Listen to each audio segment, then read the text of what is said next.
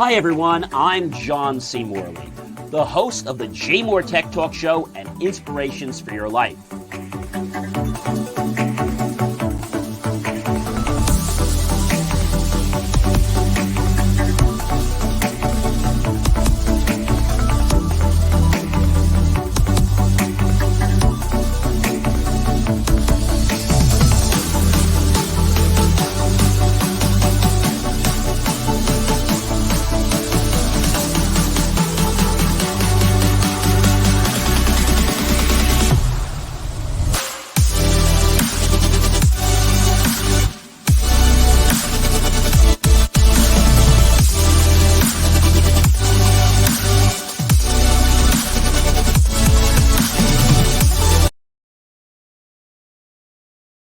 Well, hi everyone. It is John C. Morley, serial entrepreneur here. Welcome once again to another fantastic, fabulous episode of the JMOR Tech Talk Show.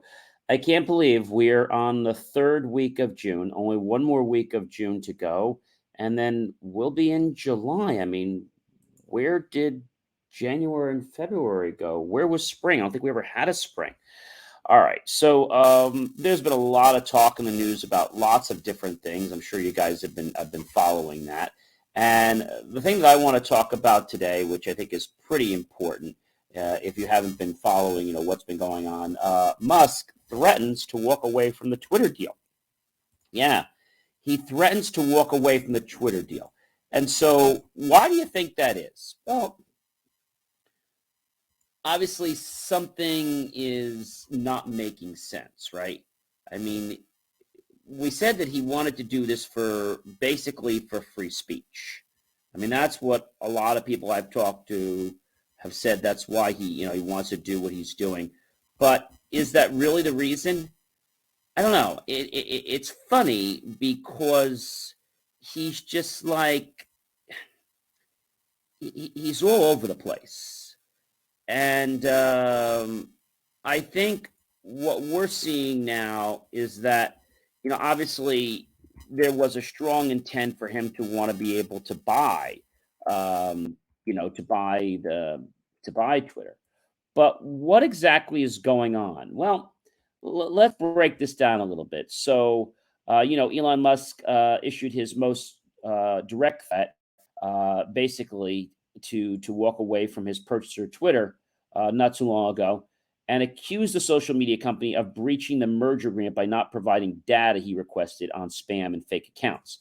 You see, Twitter says it's less than 5%. However, Elon thinks it's a lot more. So my question is this really something that he wants? Or if he's able to find a lower value, is it just that they're trying to stuff basically the stock values? And then that's not really good either. But I mean, what's really going on here? So shares of Twitter fell early, and even before the latest development, Twitter stock was trading well below Musk's takeover, over 54.20 per share, indicating investors are pretty skeptical about the deal going through. And Twitter CEO Parag Agrawal has stood by his company's long-term spam metric in a statement Monday. The company just recently had said Twitter has and will continue to cooperatively share information with Mr. Musk to consummate the transaction in accordance with the terms of the merger and agreement. I don't know. I don't know if this is just a game that's going on. We're just going to have to wait and see, to be honest with you, because yes, I understand where Elon's coming from, and I also understand where Twitter's coming from. But frankly, I don't really trust either side. So we're going to have to see, what's going on there, and we'll keep you definitely informed with what's going on. And something else is interesting is that the Germany government warns Kaspersky software risks could be exploited by Russia. Ooh, that's interesting. So agencies see greater threats since Russia's invasion of the Ukraine, and Kaspersky rejects the claims, saying that war isn't good for anyone. Germany warned against using antivirus software from Moscow's based Kaspersky lab due to risks that it could be exploited by Russia for a cyber attack. And the Federal Office for Information Security, or the BSI, issued the warning not too long ago saying that the company and authorities with special security status and operators of critical infrastructure could be particularly at risk. The danger increased since Russia's invasion of the Ukraine, and the Bonn-based agency said in a press release, citing threats made by Moscow's agency NATO, the European Union, and Germany. So, I'm not a big fan. I never was a big fan, to be honest, of Kaspersky. I didn't like Norton. I didn't like Kaspersky. Not for any political reasons. The bottom line is a lot of these software programs, they just had too much overhead. And I still see this today with a lot of them. And the problem is that they all have these very attractive, sexy looking interfaces, but there's too much under the hood running them. They're not a lean and mean behind the scenes machine. And I think that's a real serious problem. So we're going to have to watch and see what's going on there. But if you have Kaspersky, make sure that you definitely don't use it, because if you use it, there could be problems coming across the pipeline from Russia. No pun intended there. So I don't know, ladies and gentlemen. I think it's definitely a problem what's going on, and we're gonna have to see, what is actually happening, because you know every day, they sort of change things around, and I don't feel like the public is getting the truth about things, whether that's intentional or whether that's just because the information being shared is not enough. I mean, that's purely, I think, a speculation right now. And again, we're going to have to just investigate and see, what's going on with that, because again, at the end of the day, we'll have to see, what's happening. And I don't know. I really am not happy with it. And in other news, which I think you're going to be very happy to hear, is that the European Union agrees that all mobile devices must use a common USB-C charger. Um, so this is going to mean that Apple's going to have to ditch the Lightning port. Apple will have to change the connector on the iPhone sold in Europe by 2024. And after the EU countries and lawmakers agree now with the single mobile charging port for mobile phones, tablets, and cameras, in a word first. But the political intervention with the European Commission said they would make life easier for consumers and save them money, and just make it easier, because I think you're always having to buy a different charger, and then they stop giving you the charger in the box. So I have to see what's going to happen. And I definitely feel that a lot of companies are going to push back, but they can't, because if they want to sell their product, it's just not going to be allowed unless you have the USB-C port. I think it's a great idea. I think it's something that should have happened a long time ago, because I feel like we're always getting ripped off when we go to buy a phone, and then we have to get a charger because this charger is a different charger. And then you saw what Apple did. They didn't even provide a charger in the box. So, I mean, what's with that? And they said they're trying to do this to save our environment. Yeah, right. I really don't believe that too much. Here's an interesting one, ladies and gentlemen. A fertility app and the data from it can now be subpoenaed in court. This gets a little bit out of a sci-fi film, if you ask me. Cycle tracking apps stand behind their privacy policies.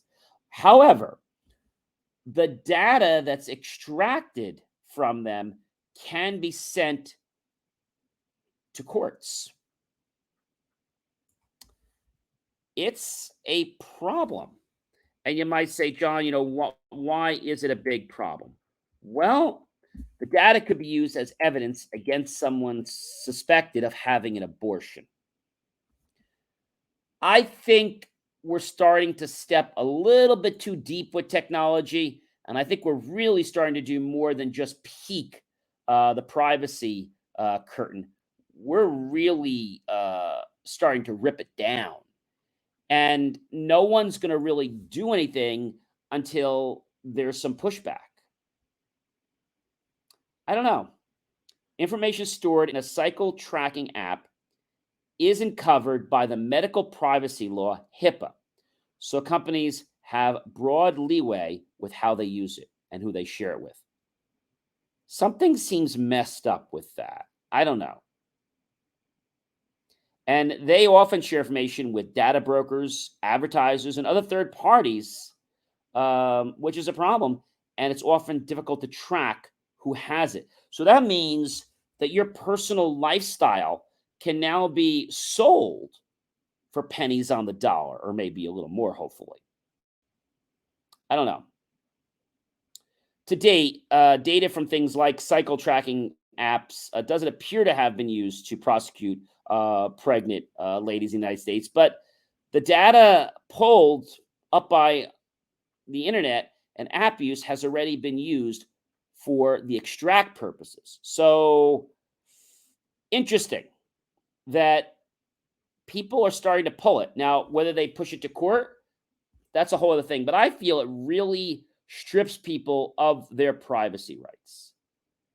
And I want to make a quote here. Law enforcement is more tech savvy than they've ever been in history, close quote. It's hard to predict the new ways states will criminalize abortion, and they might find to use personal health data and other digital tools to prosecute people they suspect of terminating a pregnancy.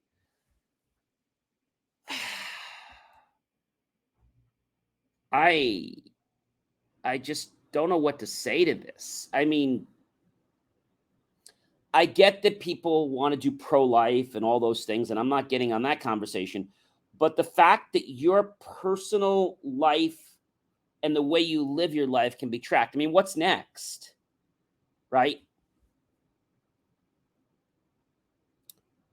There's a telemedicine company that offers birth control and emergency contraception said in a statement from a spokesperson, Ann Nodder, that it keeps patient data confidential, quoting, "We will evaluate our response to any eventual decision in light of our mission and principles concerning contraceptive access and affordability," close quote. I know I'd be skeptical about companies that have access to this data. And now we're concerned about prosecuting someone and exploiting their own personal life's data.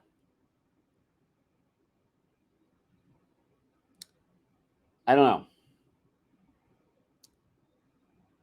A quote that I'd like to make from Conti Cook says, quote, "Don't share your phone with the police, social workers, or anyone at a hospital. Use internet browsers that prevent tracking and use encrypted text messaging apps to discuss anything sensitive," close quote. Okay, this all sounds, well and good. However, what we don't know is that the data that you're storing on your phone, I have to bet, is probably getting stored on the cloud. What do you think? Do you think the data from, let's say, fertility apps is being stored in the cloud?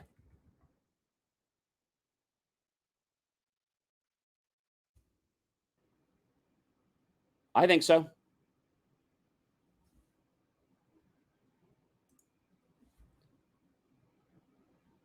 It's a problem. And now, not only is it a problem, but it's got a very hard way of marketing to people.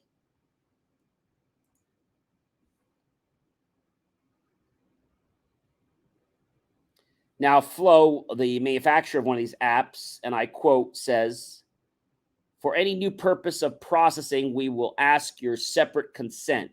No sale of personal data will we will not sell or rent your personal data." I don't know. It's a problem. Real problem. And now your data can be pushed over the cloud can be sent to a court, right? But the biggest problem I see is how this is really HIPAA data. And because of a loophole, they're able to send this data to courts.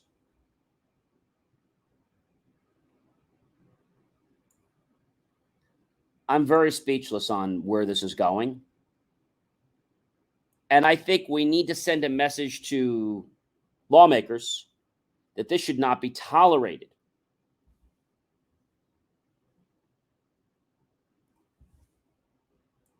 It shouldn't. This is a problem.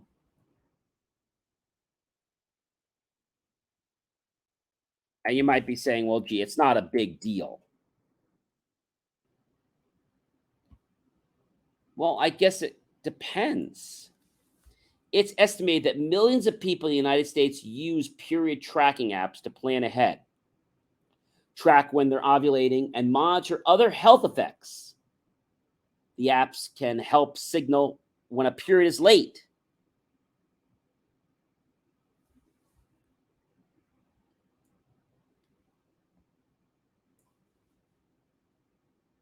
I don't know. And people ask, is your period tracking app data shared? Does it encrypt the data that it stores?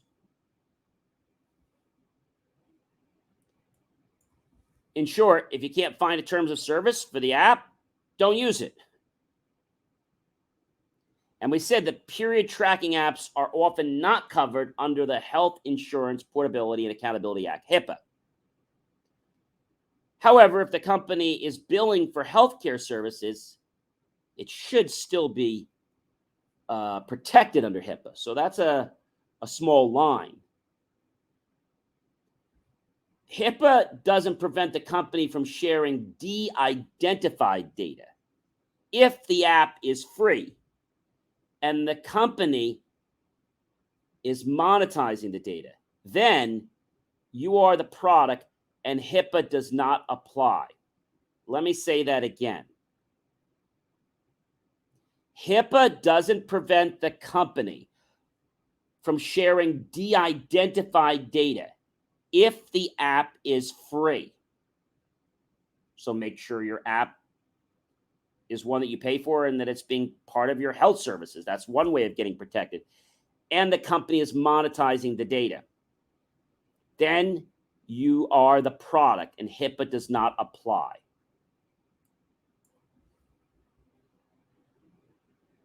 When it comes to marketing, a lady that's pregnant and her data is of very high importance and can be hard to hide from many cookies and bots on the internet. Period tracking apps often ask for health information besides menstrual cycle details to take part in broader internet data economy, too, for other studies. This data is oftentimes sold to third parties, such as, quote unquote, big tech companies, or to, quote unquote, insurance companies. And we all know what they do with the data. They use it to make big dollar marketing and targeting decisions, such as, should we sell you a life insurance policy? Or how much should your premium be? Flow Health, by the way, is headquartered in London.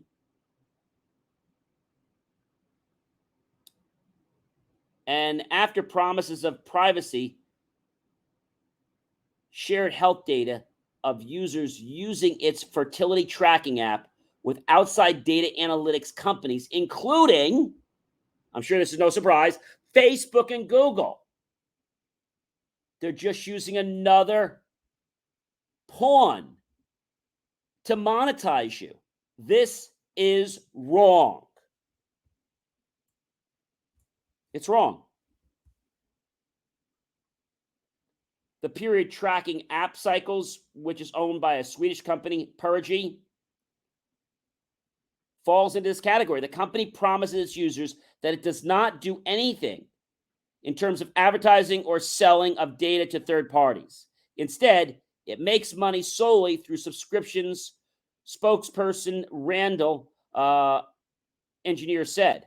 But is this really truthful? Some states, such as California and Virginia, have state-level laws that give users ownership of their information and whether it is sold to third parties.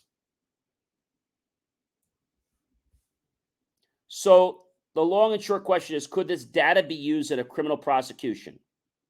The short answer is yes. But it depends on where you live.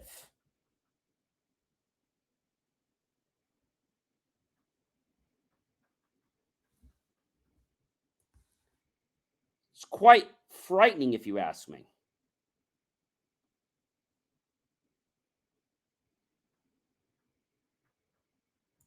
Even the EU or the European Union companies are subject to US legal process, though it would take longer. The US has mutual legal treaties with other countries. So, does that mean your data can somehow go overseas?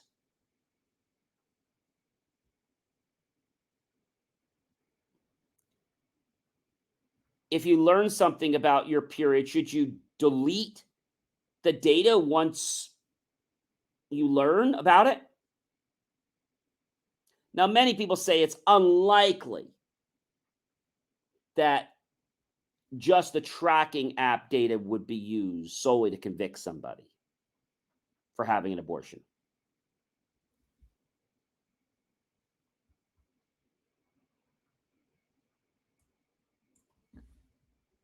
But it doesn't seem to negate the fact that your personal data could be compromised.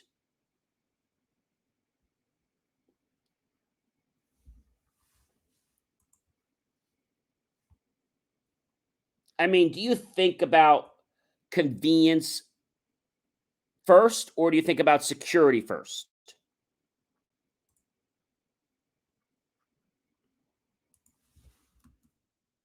I mean, let's be honest.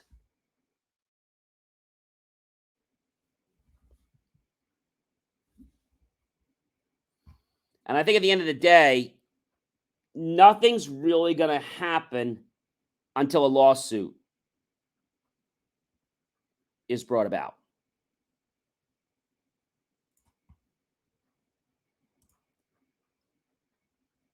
And privacy experts warn that the data from period tracking apps may soon be used against you. I mean, they're warning you. Millions of people in the United States use period tracking apps. Millions.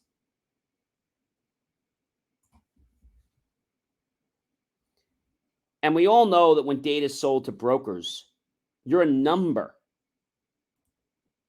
And whether your life gets compromised based on that sale, it's not really their problem. It's not.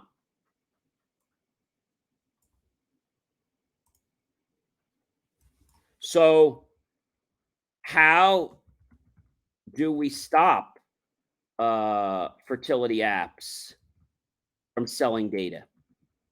How?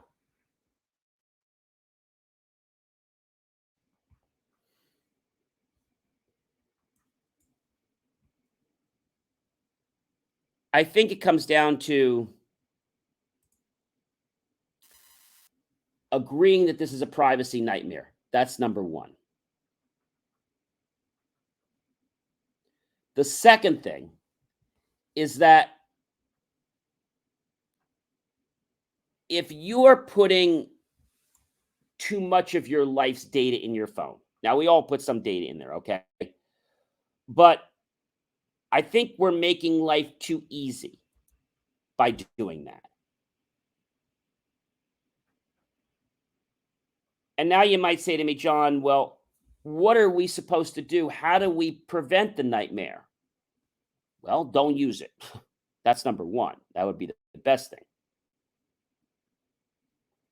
Yes, the data could be used to target you with ads that could get you to buy more, or maybe be able to appear to you because you're vulnerable in a certain situation, and thus you'd be more likely to buy something. See, that I think is unfair.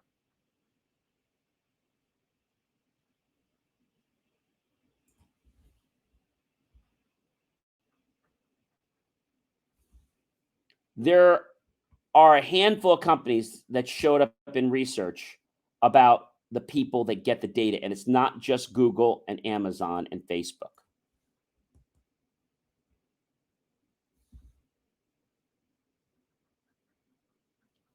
Now, a spokesperson from Clue said the app doesn't send these companies any health data. They're used for internal purposes only, but I really wouldn't believe them.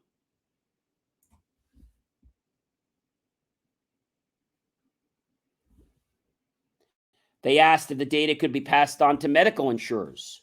They said there's no evidence of that, but they didn't say that it's not plausible.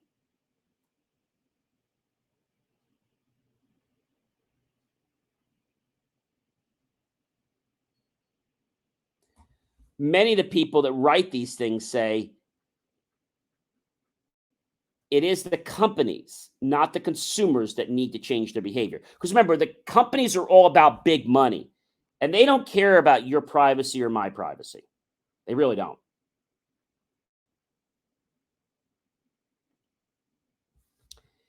It reminds me of something called PCI compliance. I would think that any data being stored about the body should be HIPAA related, especially when it's stored on a device that's owned by that person, even though that device does not share the data directly in the app. We all know that there are ways to use an API to contact that device and find out who the owner of that phone is, their phone number, and then be able to text them. So this is all baloney that they don't pass the data. Just because they don't pass the data doesn't mean that they can't get the data. I'm not saying it's going to be easy, but hey, if they're paying a lot of money, they'll be happy to go through some extra hurdles to be able to hit a vulnerable audience like yourself and get you to buy. I'll give you an example.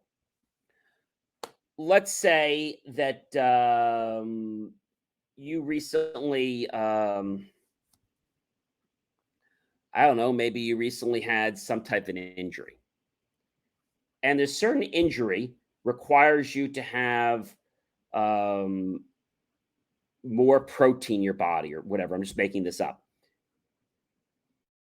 And they could target the people that had more injuries, and now they could charge more money to those people and even do a supply and demand game, like a bait and switch. So I see a lot of problems with this, and fertility app is just something that is coming up because a lot of women use it and millions of users have it, and because of the issue pointed about abortion being illegal. So not to get onto a whole thing about abortion, but is abortion illegal? That's what you're probably asking me.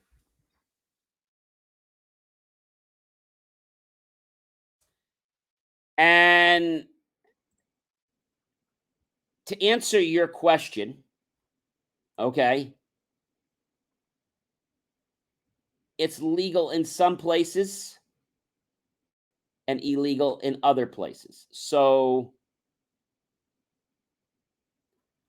for example, in Florida, okay, it is legal.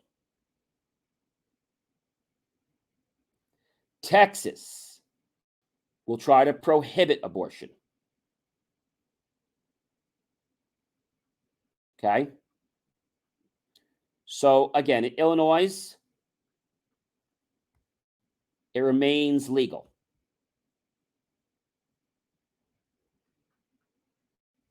In California, abortion will remain legal.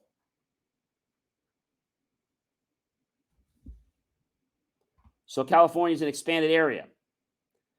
Places like North Dakota, they try to prohibit it. New Jersey, it's legal. So, but there's a lot of places on the map, if you look, that it's considered to be frowned upon.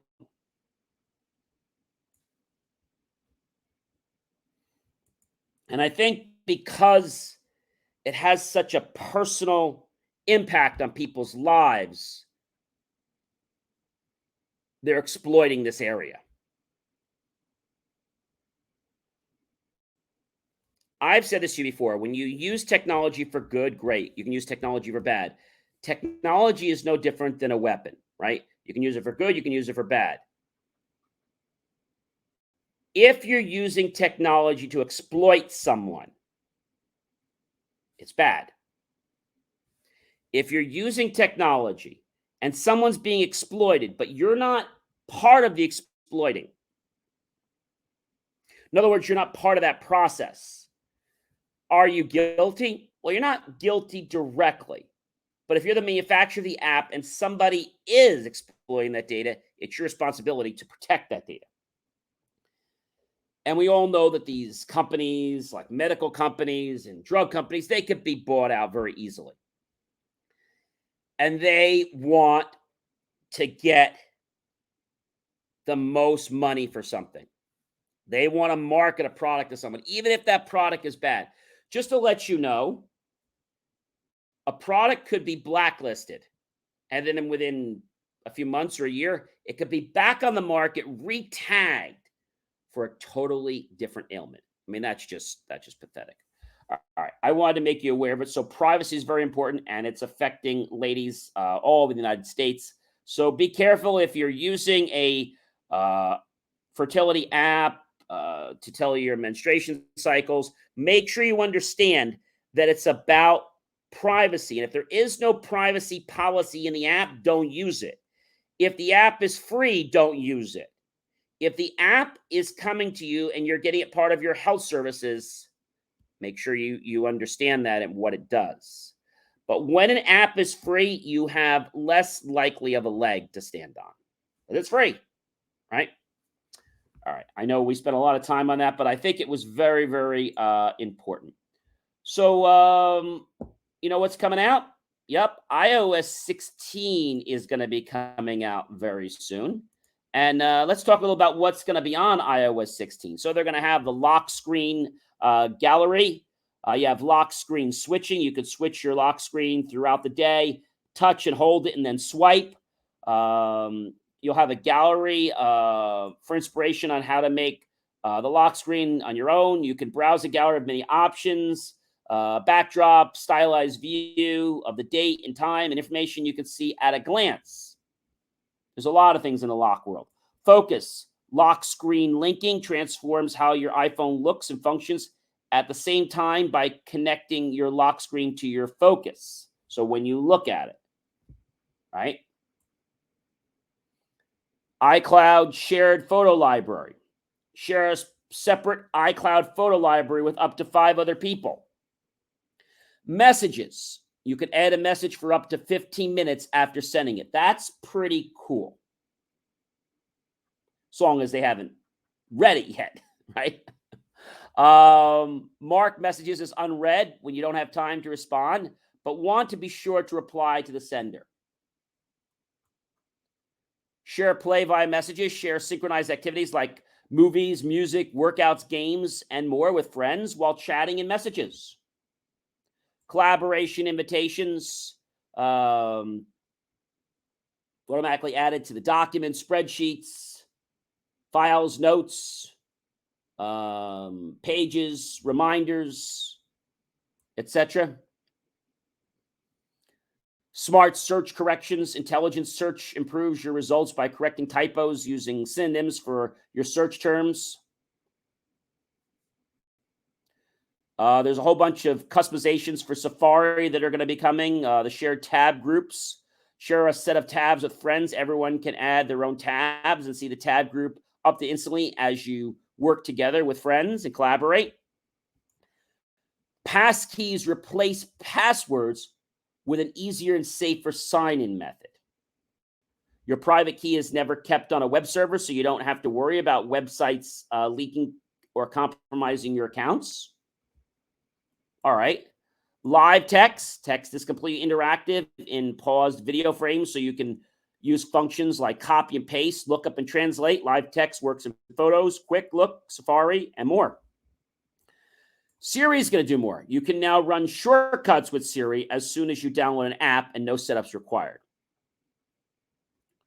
You can now ask Siri to hang up a call completely hands-free. Just say, hey, Siri, hang up during a call. And that'll work for a phone call or for FaceTime. All new dictation experience. Multi-stop routing options. That's going to be handy. The Apple Pay and Wallet. When you check out with Apple Pay, you can now split your Apple Pay purchases in 4 equal payments over 6 weeks. Track what you owe and when you owe it in the wallet. That's pretty cool. The all-new Home app has an all-new design that makes it easier to navigate, organize, view, and control all of your accessories in one spot. Categories for lights, climate, security, speakers, and TVs and water let you quickly access all the relevant accessories organized by room in your home. Tile designs. There's more on the health. There's more in fitness. There's more on family sharing, more on CarPlay. Privacy. There's a new section in settings that helps people in domestic or intimate partner violence situations quickly reset the access they've granted to others. It helps you manage which people and apps you've given access to. That's really, really cool. Improvements to media streaming. Security. Get important security improvements to your device even faster. And these improvements can be applied automatically between standard and software updates, which I think that's really cool because you always used to have to wait so long because your security updates were part of your major updates. Now they're going to be separate. Increased size limit. Find and download more immersive app clips with a 50% larger size limit. Audiobook mini player. You could do foreground blur in portrait photos. 7 new bilingual dictionaries are now available. Hands off in FaceTime. Move FaceTime calls seamlessly from your iPhone to your Mac or iPad and vice versa. That's pretty cool. There's a game center. There's iCloud Plus. Hide my email and apps. I think that's really cool. You can even add additional layouts for different types of users. They call them the Schwung pin layout. More sticker poses. Keep track of favorites, news, notes, duplicate detection of photos. New library and CarPlay for podcasts. A new reminder section. You have a spotlight section. There's a stock section. There's a translate camera. Translate text around you using the camera in the Translate app. So pause the view to get translations overlaid on text in a photo, and in Zoom to get closer looks at translated text in photos from your photo library. That's really cool, ladies and gentlemen. I'm really looking forward to that. A TV app. Get a notification when severe weather alerts have been issued near you. And these are just some of the things that are supposed to be in the new iOS 16. So we got a lot coming on there. And the last story for tonight that I want to talk about, well, we all know about technology, right? Imagine having a piece of technology, okay, that is worth $500,000. Now, you might be saying, what is this? Well, imagine an old piece of technology that's worth that. What is it? I thought you'd never ask. The Apple I fully functional computer. $500,000. Pretty impressive, right? So save your old Apples, save your old technology, because you never know when they might be worth something. Did you think your Apple would be worth $500,000? Probably not. All right, ladies and gentlemen, I have had a blast with you tonight, sharing all this great information.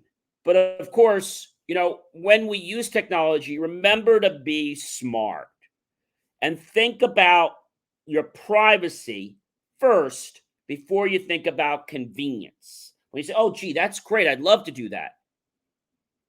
What privacy concerns are involved? How is security implemented? Is there encryption? Where's the data being stored? Ask yourself these kinds of questions. If you don't know the answers to them, find out. And if you can't get the answers to them, I don't think you should probably use it. Ladies and gentlemen, I'm John C. Morley, serial entrepreneur. It has been a privilege and pleasure to be with you tonight. And we have one more day for a show in the month of June, which will be the 24th. Incidentally, if you guys are in the New Jersey area, I invite you to go to believemeachieve.com. Check out all my great content. But register for our free happy birthday JMOR second birthday celebration at the Oakland Public Library. Just go to believemeachieve.com. Register. It's free. We'll have our live show streamed from there. It'll be a blast. We'll have cake. You'll sing happy birthday. You're not going to want to miss it. If you're in the Bergen and Morris or Essex County area, definitely register to be part of our show. And guess what? I'm going to see you guys next week, if I don't see you in another show real soon. Take care, everyone. Be well.